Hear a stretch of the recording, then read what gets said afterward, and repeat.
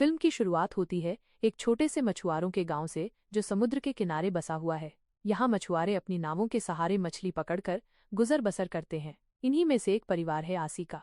उसके पिता भी मछुआरे हैं और आसी की पूरी दुनिया इस गांव और समुद्र के इर्द गिर्द घूमती है।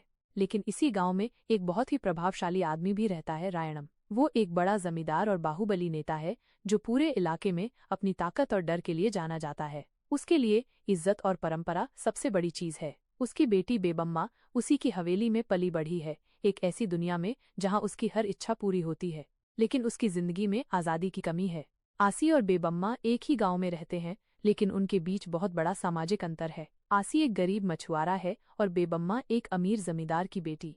जब बेबम्मा स्कूल जाती थी तभी से आसी उसे पसंद करता था। वो हर रोज उसे दूर से देखता, लेकिन कभी कुछ कहने की हिम्मत नहीं जुटा पाता। उसकी दुनिया में बेबम्मा उसकी सबसे खूबसूरत और प्यारी चीज थी।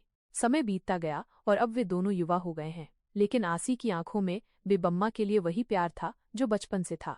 एक दिन एक त्योहार के मौके पर गांव में उत्सव मनाया जा रहा था। इसी दौरान बेबम्मा और आसी की पहली बार नजरें मिलती हैं। बेबम्मा देखती है कि आसी उसे लगातार देख रहा है, लेकिन उसकी नजरों में कुछ खास है, एक मासूमियत, एक सच्चाई। धीरे धीरे बेबम्मा भी आसी की तरफ आकर्षित होने लगती है। उसे आसी का बेखौफ प्यार और सादगी अच्छी लगती है।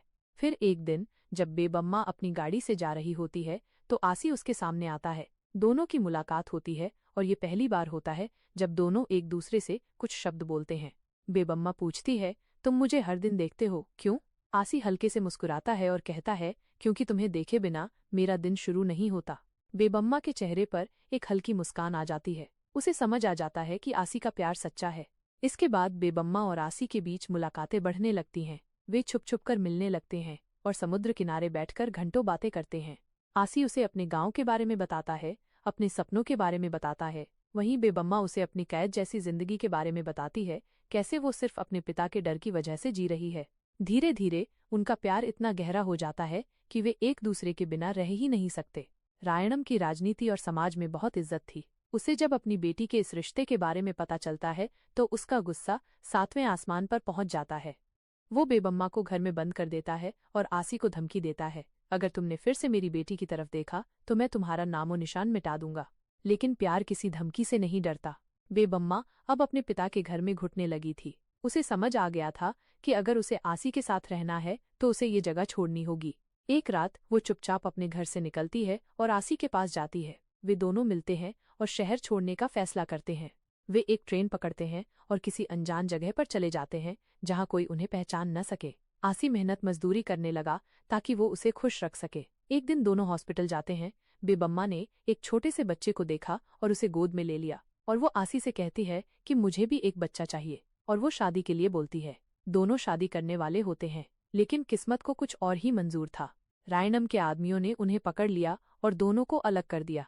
रायणम ने बेबम्मा को घर में कैद कर लिया और जबरदस्ती उसकी शादी दूसरे लड़के से करने को कहता है। बेबम्मा ने मना कर दिया, लेकिन असली झटका तब लगा जब रायणम ने बेबम्मा से कहा, मायने अब तुम आसी से कभी प्यार नहीं कर पाओगी, क्योंकि वो अब पूरा मर्द नहीं रहा। ये सुनकर बेबम्मा के पैरों तले जमीन खिसक गई। रायणम ने आसी का नामर्दीकरण करवा दिया था ताकि उसकी बेटी अब उससे शादी न कर सके। लेकिन सच्चा प्यार किसी शरीर का मोहताज नहीं होता।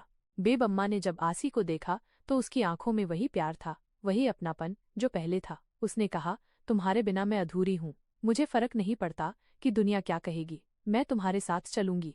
रायणम ने पहली बार अपनी हार महसूस की। उसने देखा कि उसकी बेटी की खुशी आसी के साथ है और कोई भी ताकत उसे उससे दूर नहीं कर सकती। ऐसे ही मूवी वीडियोस को देखने के लिए आप हमारे चैनल इट्स ओरिजिनल को सब्सक्राइब करें। धन्यवाद।